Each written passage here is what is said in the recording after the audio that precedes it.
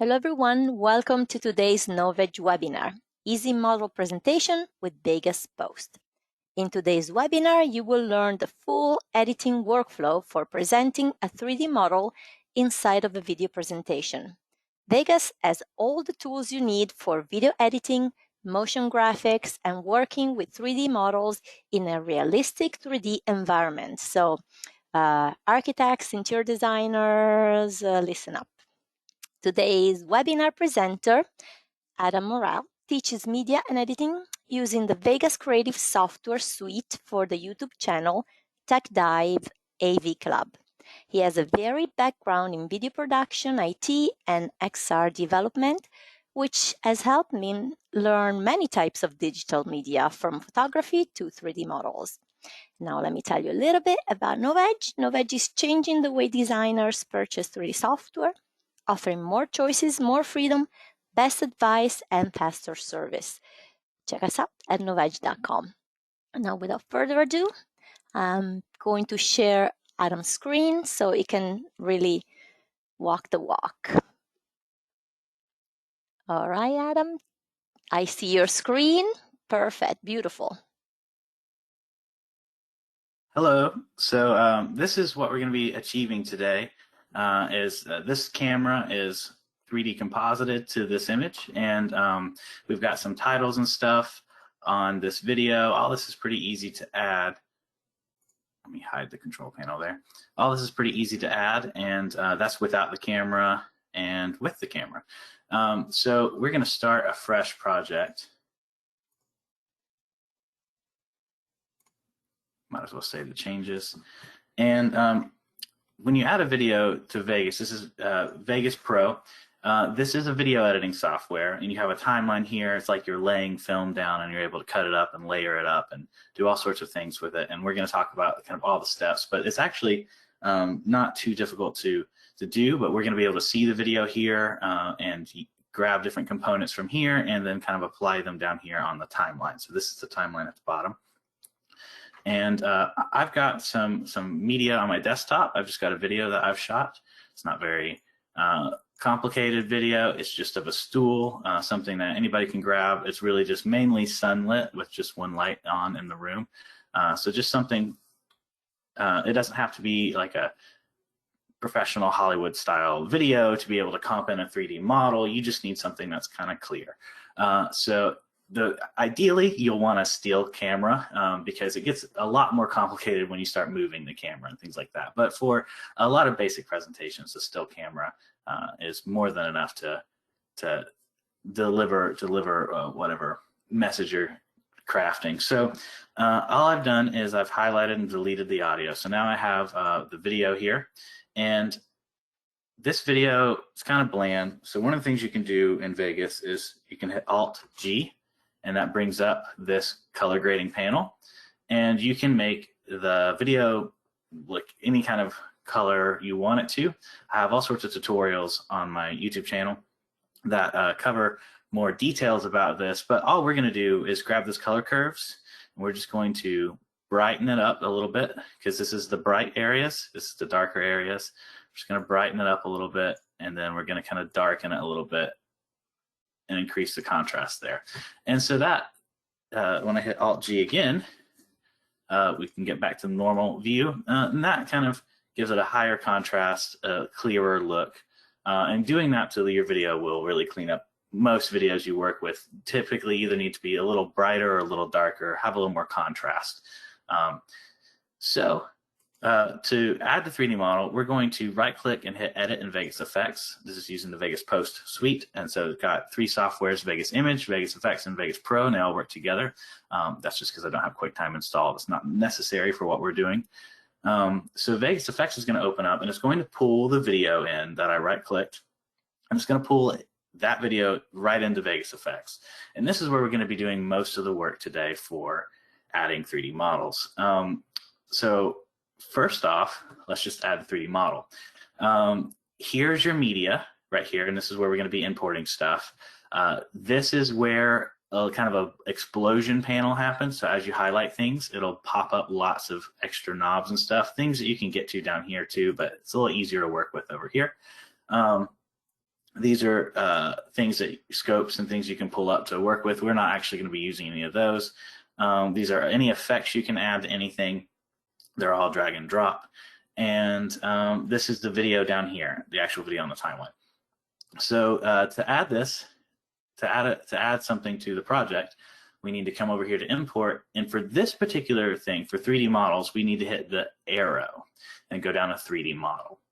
Now, if you're from AutoCAD, you know, there's a lot of different kinds of 3D models. And what you're going to need to do is actually get something like Fusion 360 and create either an OBJ or an FBX. Now, I highly recommend an FBX, mostly because FBXs will kind of texture themselves really well, really nicely. So you see here, well, this is viewing, looking specifically for 3D models, but we're going to look at the textures in a second. Because the textures are in their own file here, it'll kind of auto grab the textures and put them it'll wrap them around the image the way we want. So we're going to select the FBX and hit open. And here we go. Now we have a camera model. So this camera model is something I got from HDRI Haven. It's free, and I'm going to show you that website real quick because if you're creating something, you might not have textures or you might not have HDRIs, which we're going to cover what this is in a second, but you might have the model yourself, or maybe you need the model.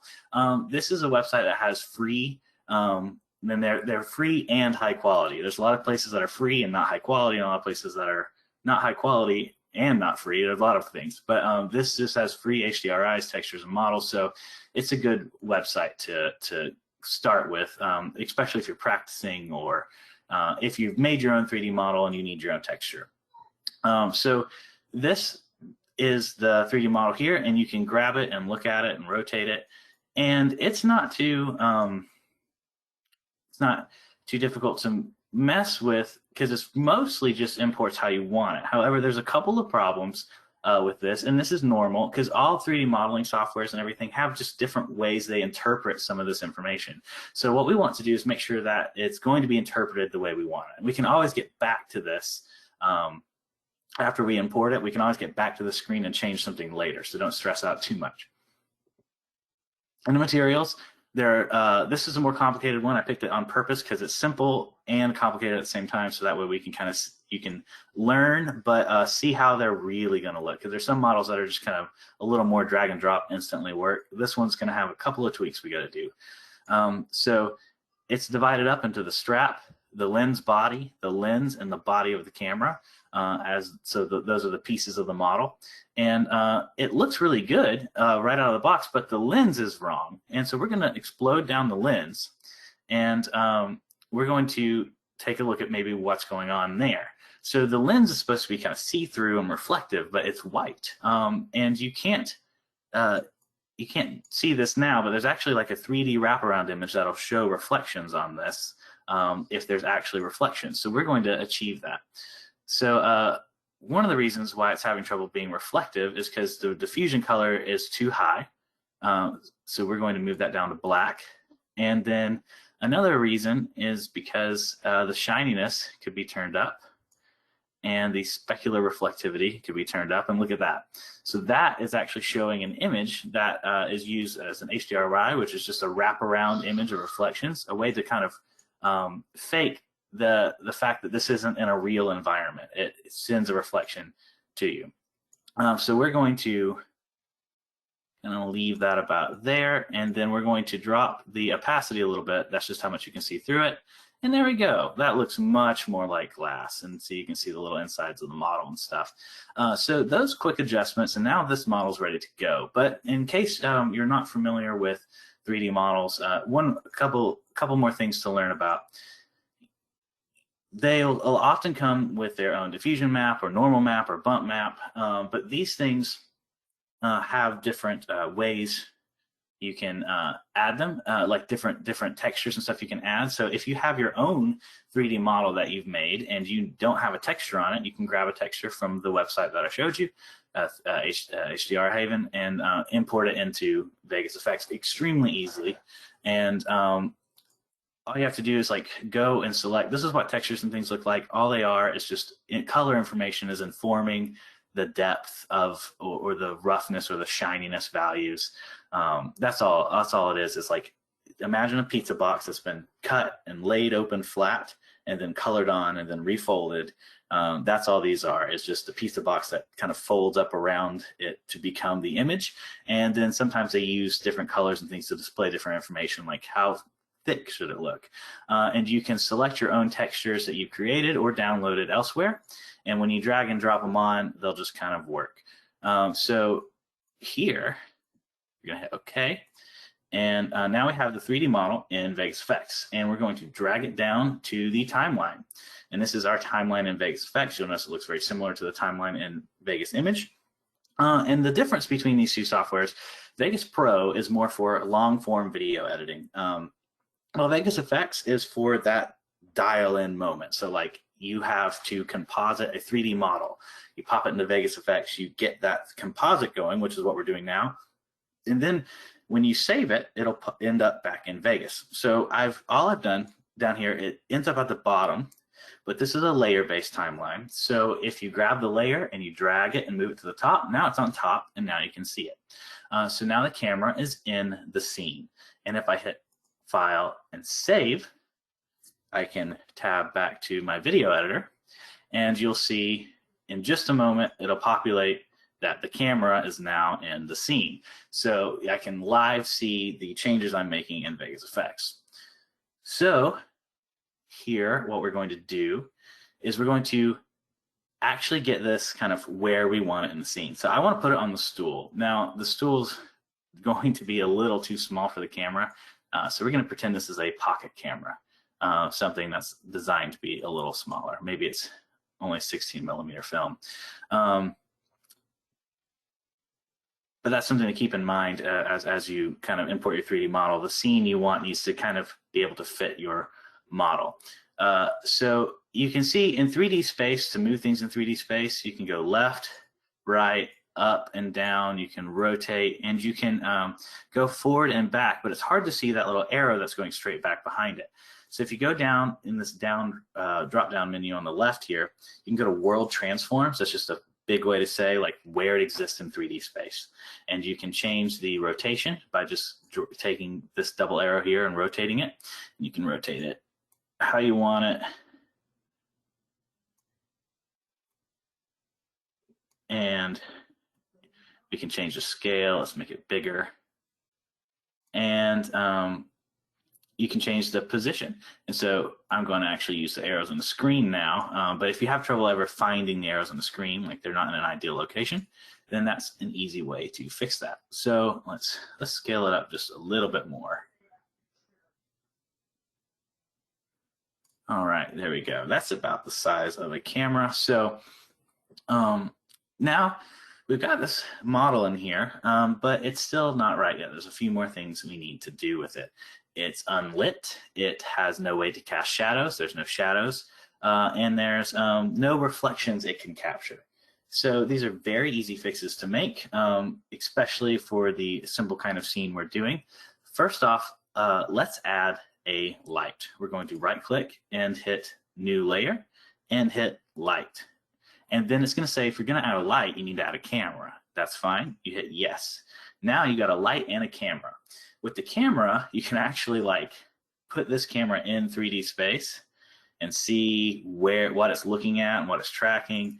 We're not going to do that right now. We're not going to move the camera around in perspective and everything. Because for this kind of simple shot, that's not necessary, but I just want you to know it is a possibility.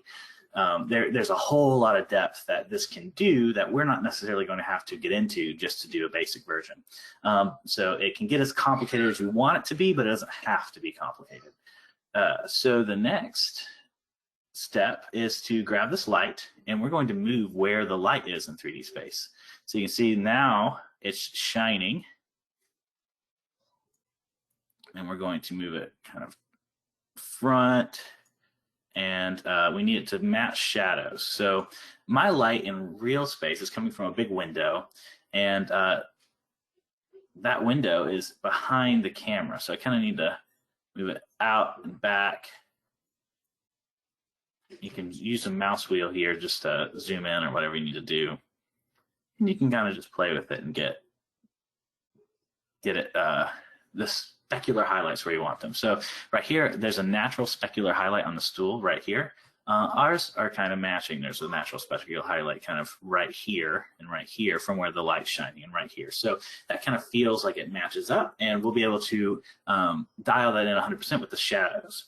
So there's only one thing else you got to do with the light.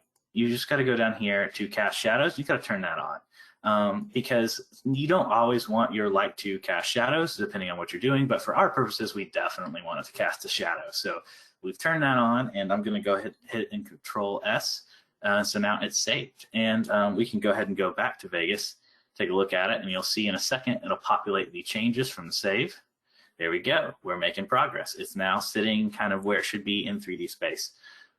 Let's move back to Vegas Effects, and now that I've got the light on it, it's a little easier to see that the camera might not be angled exactly 100% appropriately. All these changes can be fixed later, changed later as you go. So if I need to go back to any layer, I can go back to the camera layer and just select New Camera. Oh, sorry, let me be clear. This new light and the new camera, those are the digital ones. I'm going to lock them so I'm no longer moving them around. That's what the lock lets you do. You can always unlock it later, but now I can't accidentally mess it up. This is the camera model. So that's how it says model here. So you can actually rename this as well, but we already know because it's got model in it that it is the camera model. So that's what I meant to be clicking on. So in the camera model, we can change the rotation just a little bit more. There we go. Maybe move it back in 3D space just a bit. All right. So that's a little more how I want it. But again, you can always come back and change it later. And just as a note, if you select this button here, you can do what's called keyframing, where you change it over time, change the position and stuff over time. We're not covering that in this video, but I just want you to know that is a capability that if you can go and make sure that the camera moves across the screen or flies in or rotates, whatever you want it to do, it only takes a minute of messing with the keyframes. So now we have the camera where we want it. We're going to go to the model materials, and we're going to get this ready for the shadows. So when I have the camera selected in my explosion menu over here, you can see it's got a tab called materials. We're going to make sure that it's selected how we want it. Illuminated just means that the light works on it, and we definitely want the light to work on it. It makes a big difference. And then receive shadows means that it can get a shadow from something else. We're going to say yes, because it's going to shadow itself somewhat too. It also needs to cast the shadows, and you'll see that when I hit cast shadows, it now is casting a shadow onto itself. Why isn't it casting a shadow onto the wall or the stool? Well, it doesn't know those exist. In 3D space, all it knows is that there's some sort of video and that there is a camera in 3D space. And so we're going to have to kind of tell it where it is in 3D space and where these shadows should be. Not as difficult as it sounds. But we turn cast shadows on, so now it will create shadows on things that it's aware are in 3D space. So now it's got shadows you can see right there on the strap and behind the lens. It makes it look a little bit more realistic. And then here in the environment map, this is where we can use our HDRI. So we're going to go back to HDRI Haven.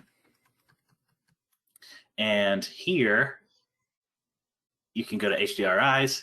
This is just a 3D image that wraps around and creates reflections. You can, these are all free, 4K, so high resolution. I've already downloaded one I want, but that's all I had to do is download it from the website, and then you can just drag it into your project. So here's the name of the one I want, and I'm just dragging it into the media here, and it's going to be there. And you can see the 3D image that it is.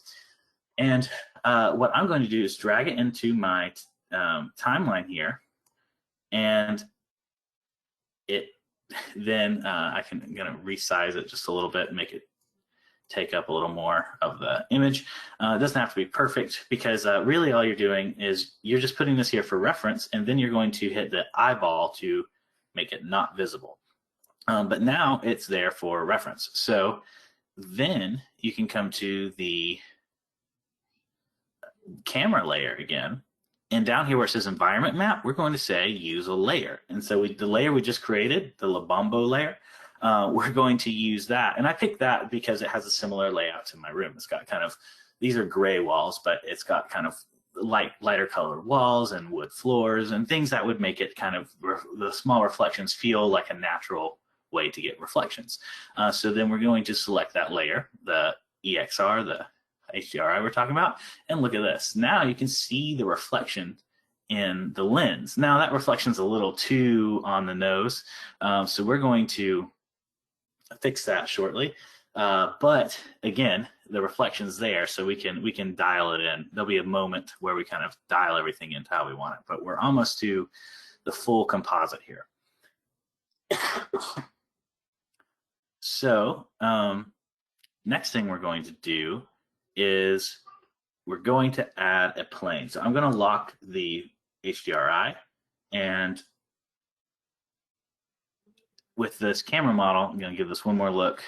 I'm going to make sure it says received ambient occlusions and cast ambient occlusions. So you can see there's a small change there. What those are is an ambient occlusion is when something's really close to something, it's going to make a shadow. So when you turn on the ambient occlusions, it kind of mimics that real life abilities, and you can change the intensity of this. I'm going to change the intensity some. You can, like I said, you can always dial in as much as you want to on any of these drop down panels here. So next step, we're going to give it something to cast shadows on. So all you have to do is right click and hit new layer and then pane. And a pane, really, they're just putting in a fake piece of paper into the image, and we're going to let this be a place that it knows it can drop shadows. I'm going to right click this and hit dimensions, and hit 3D plane. So now this is also 3D, and just like our model, we can go drop down to the transforms, and we can change its orientation, scale, and position. And you can see the light affecting it in 3D space. We're going to have to change that in a minute. Let's get the rotation how we want it.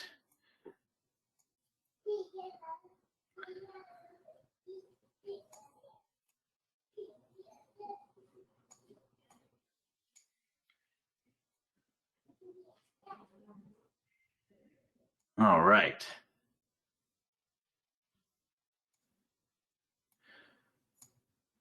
So it's kind of above it, actually. We need to get it below.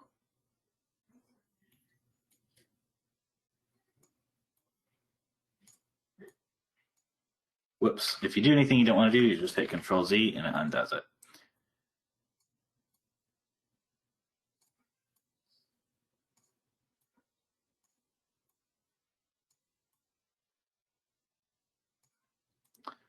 So one thing that might make this easier, whoops, Control Z. Let me take this new pane that I've made, and I'm going to drop it underneath the camera. So remember the one that says camera model, I'm going to drop it underneath that. And there we go. Now you can see a little bit better where it exists in 3D space. Whoops. I'm going to make sure. You can always click if you need to get anything positioned. Now this is the more finicky part of it, and it's just because it's the setup, initial setup here. So with this plane, I've forgotten to do something very important. You need to go to the effects.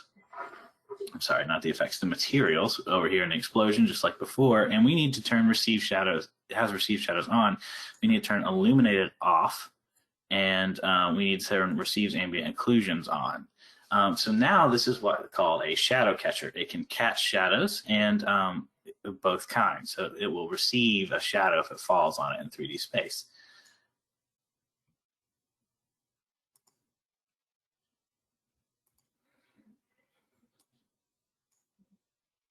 I'm going to scale this up.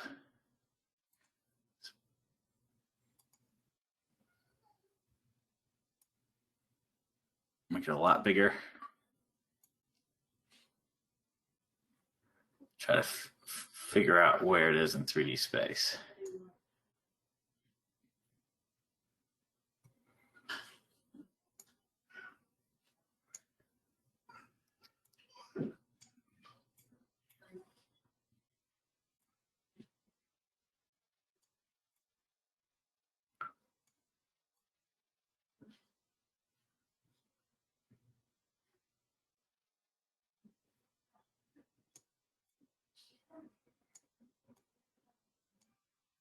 scale it down a little bit now.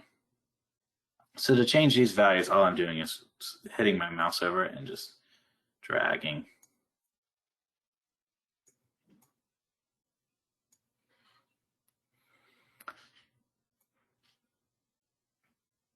Let's see. There we go.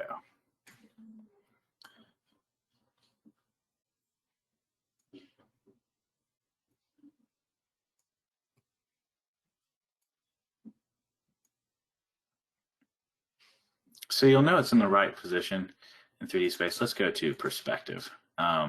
See, you'll know it's in the right position in 3D space when it's actually underneath your camera and catching shadows.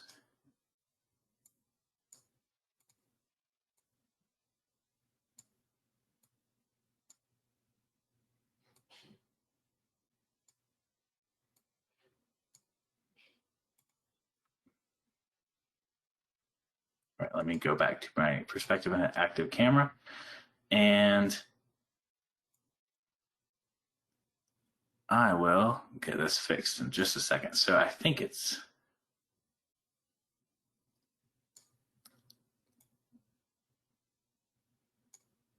sorry, I'm having trouble finding where it is in 3D space. It's one of my weaknesses. A lot of people can sense this better than I can. It's too far away.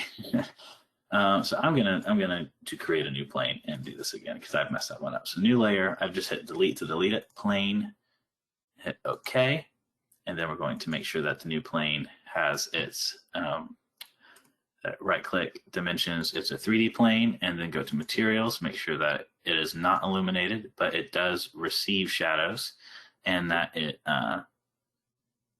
also receives ambient occlusions. And we're going to make sure that it is below the camera model. And we're going to, that way we can see, so you can see the camera model, but it's not underneath it until you see the shadows it's casting. And that, with the light casting shadows, we know shadow casting is working because we saw the shadows on the camera itself. So next, we're going to drop down transforms.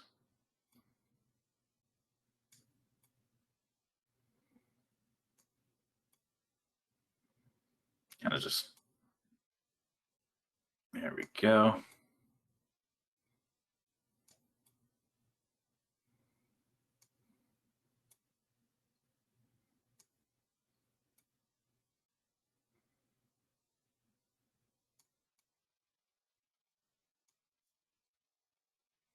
And we're trying to get it even with the stool. That way there'll be something to pretend to be the stool in the scene.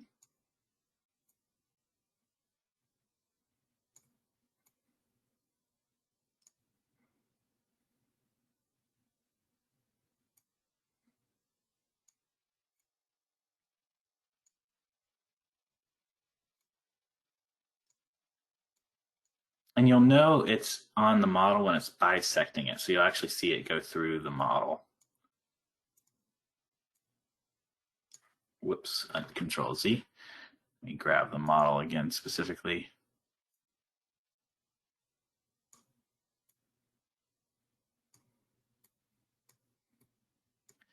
I'm sorry, this is taking me much longer than it took me in the practice one. So if I can't get it just a second, I'll pull up the version I had done and we'll go from there.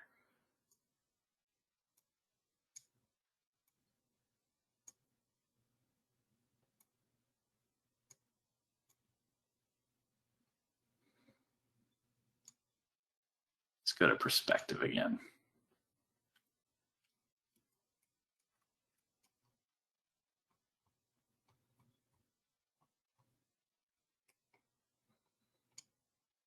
So I think it's too high, too far away.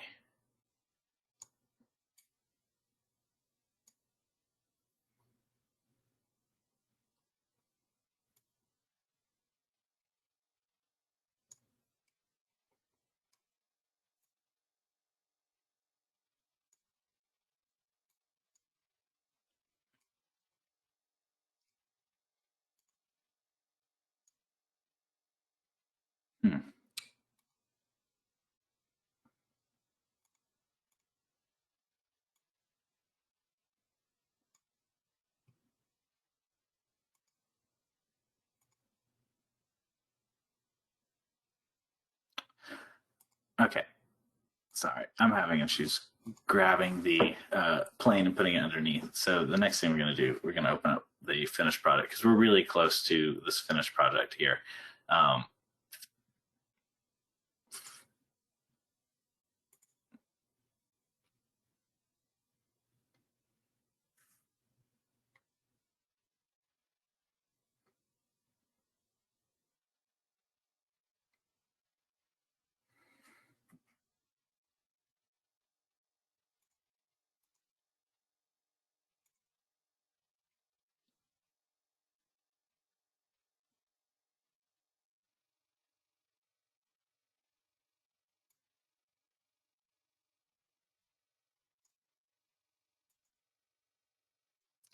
All right, so here's a video in the product that's essentially the same video I was working with. I'm going to right click it and go back to edit in Vegas Effects. And it will open up the version that has the one I was working on. Oh, let me close out the old instance of Vegas Effects here.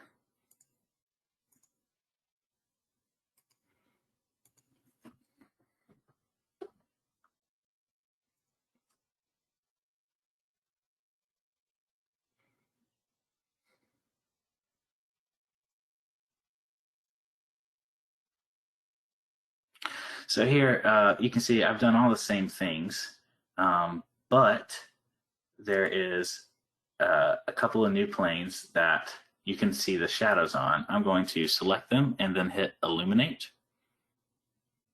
Materials, I'm going to hit Illuminate, and you can see them again in 3D space.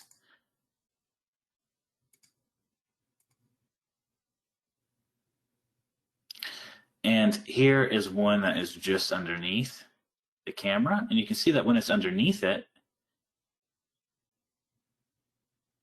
it creates the shadows.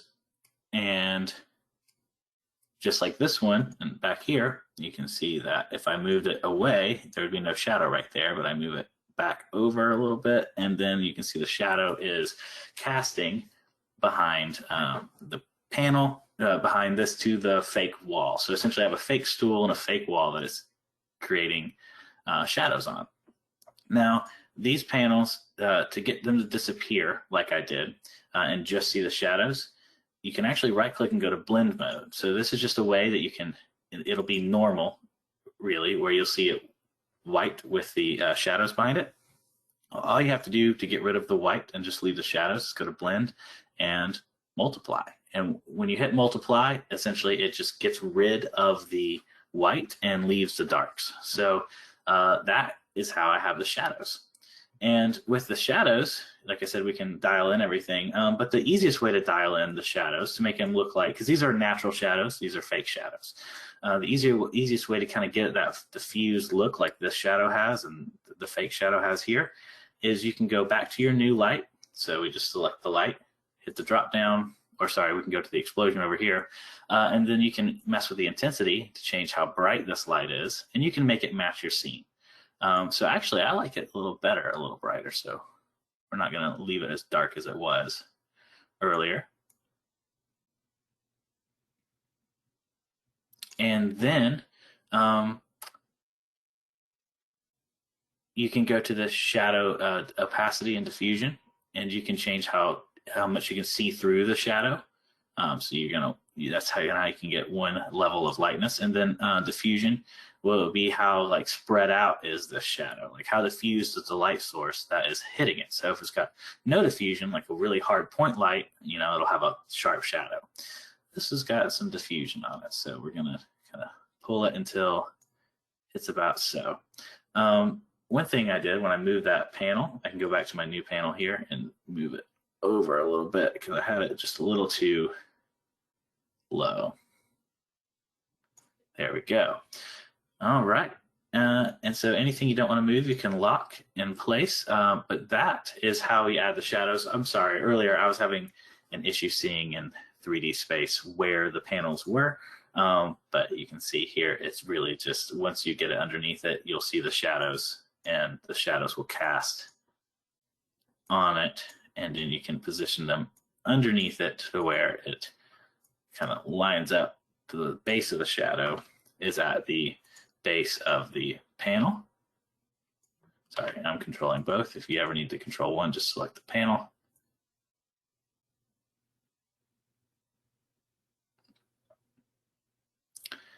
And you can tweak to your liking. So really the only other thing you're left to do is a lot of times the 3D model will have its own kind of lighting, its own like brights and darks, and this is kind of a washed out footage in general. And so what I've done is you can go to these effects and you can grab color grading or color correction or anything you want to mess with. For me, all I've done with the camera FBX model, so remember the one that says model, select it, and then it has different effects on it. You can see the effects right here. The brightness and contrast, all I did was tweak the brightness and contrast, see, of the camera to kind of make it fit the scene a little bit more. And this is just a dial. It's not anything fancy. It doesn't require any technical skill. You just drop this on and move the dial to where it kind of feels like it's more naturally in the scene.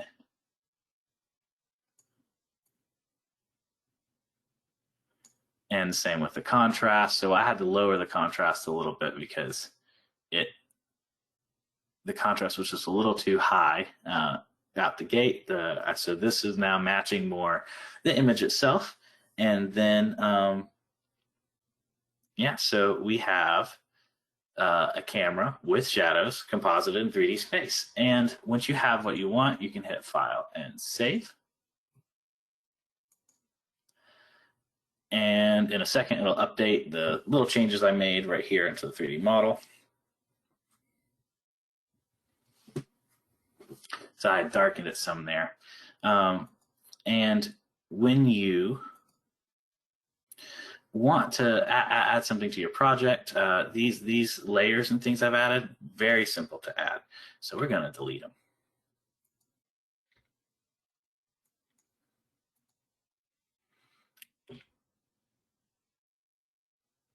And this is just a video over top of it that I put a transition on. You can see the transition. If I hit, let me give it a second to load. I can hit play. And my computer's being a bit slow right now. When you render it out, you won't have this issue. And we're going to talk about rendering in just a second. I have a little wipe that's going over the camera to reveal that it is actually not real, it's fake. And you can hit Control Shift and Q and add as many tracks as you want to your project. And you can drag in things like watermarks, PNGs that have files that are already background cut out, and you can create those in Vegas Image very easily. And I'm going to go into my Vent Pan Crop. And here I can just select 16:9 because that's the ratio of the video I want to match. And then I can just drag this video around. The big F stands for field of view.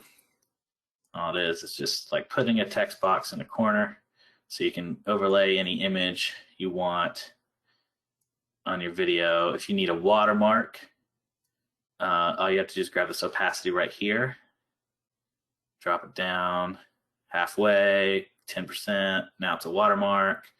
If you need a title, you can hit Control-Shift-Q again and go to your media generators, and you've got your titles and text tab right here. All you have to do is drag and drop any one of these titles, and then you can say something like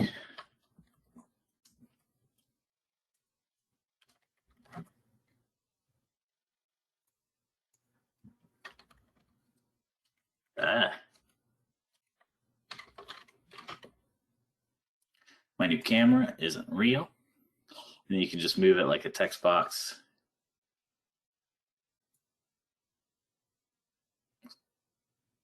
My computer's a little punchy today. It's normally not so slow.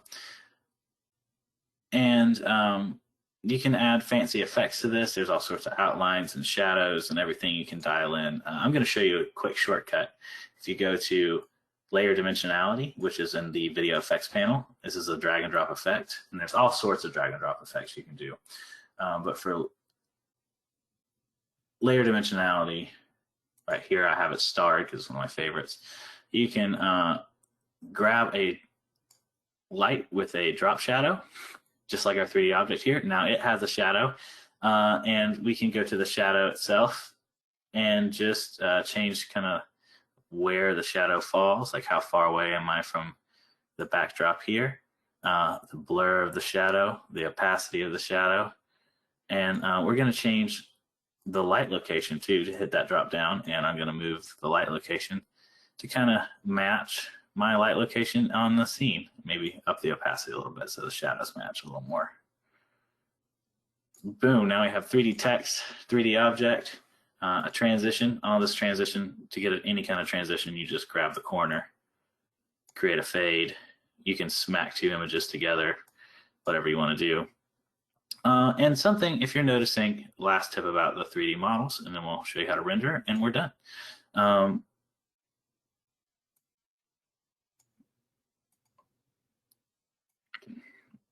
Just click and drag, make anything as long as you want it. Video obviously will start looping if you make it longer than the video itself. But here, this is now a fade transition because I just smashed them together. You can go to your transitions and grab any kind of transition you want. There's tons. This would be a good one to use. You can see here, it's just going to roll. I'm going to arrow through so I don't have to render it out. You can see it'll just roll over.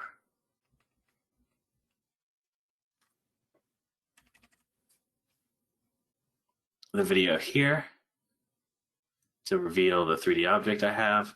So yeah, so let's say you're done. You got the title, the text, the video, and it uses any fonts you have installed to your computer. You can just grab this top bit right here, cover your whole timeline, and then go to File, Render As. So again, so make sure it starts where your video starts and ends where your video ends. And it'll snap right to it. And I have it fading to black here. Maybe fade a little bit less. Let's stop messing with it. It's good to go. Okay, so going to go to Render As in the file. And you can render to a variety of codecs. One you might want to render to is something you can use easily on YouTube and share the video very quickly. And that would be the one I have highlighted right here, this Magix AVC AAC MP4. And you can select a UHD version, an HD version, 720p. You can customize the rendering of it that you want, but this is what YouTube accepts right here, AVC AAC, which is just an MP4. And then you can name it the video whatever you want, my video. And then you can save it wherever you want to save it.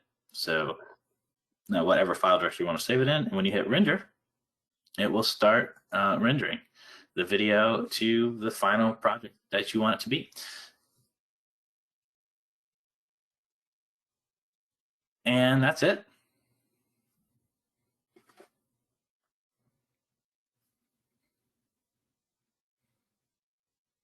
That looks great, Adam. You really, yeah, I'm speechless because, you know, a picture is better than 1,000 words and a video is better than 1,000 pictures. So in terms of presenting, I mean, I think it would be a great marketing tool for product designers, architects. I'm thinking, you know, if you want to show rendering of interior design, or, you know, want to show a video of a room and you place all your objects, and, you know, seems pretty easy and stunning. Yeah, with Vegas you can do a lot really quickly. It's a mixture of the drag and drop of ease of beginner style editing kind of stuff, because it's all just live changes. You can see what you're doing. You can just kind of drag and drop and think as you edit. But it has all the professional tools. It doesn't cut corners on what you're able to do. You're able to do anything you want. You know, we just comped in a 3D model in under an hour, and that was going slow. Talking about every little step. You know, these are things people create their whole career around, is importing 3D models. And, you know, we had a simplified setup with a simplified 3D model, but no, it's simple, but it's sophisticated at the same time. The result is stunning. Great. Thank you. Cool. I'm reminding everybody, if you have any questions for Adam or the Magix team, this is a good time to type them in. And if you, like me, are speechless, I understand that too.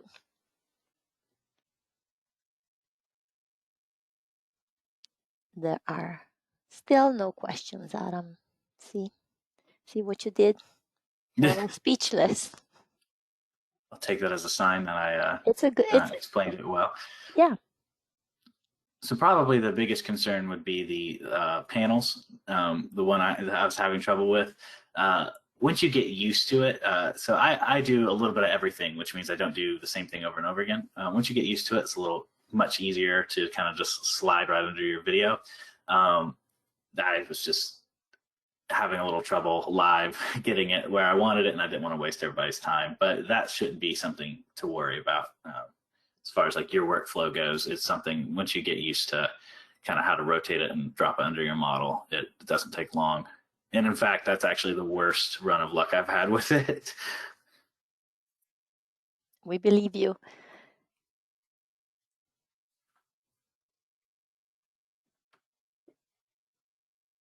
Is it still rendering, right? Oh, it's done. Okay. You can open the folder, and I'm going to open it with Media Player. There it is. Wow. Perfect. You can just drag that right onto YouTube and it'll upload. Awesome. Cool. Great. So is that all you wanted to show us today, Adam? Yep, that's all I have prepared. Fantastic. Well, we really appreciate your time and your effort, and thank you for having me. yes, and I want to take the screen back to something less interesting, but useful as well. It's the page on our catalog where you can find Magix products. And Novage is changing the way designers purchase 3D software, offering more choices, more freedom, best advice, and faster service. So if you need to get Magix Vegas and AutoCAD or Rhine or Fusion, like other products that we mentioned in this webinar, you can all find them in one place, Novage. So thanks again for joining us today, and thank you so much, Adam. Very nice having the first Magix webinar with you, and looking forward to many more. Bye-bye, everybody.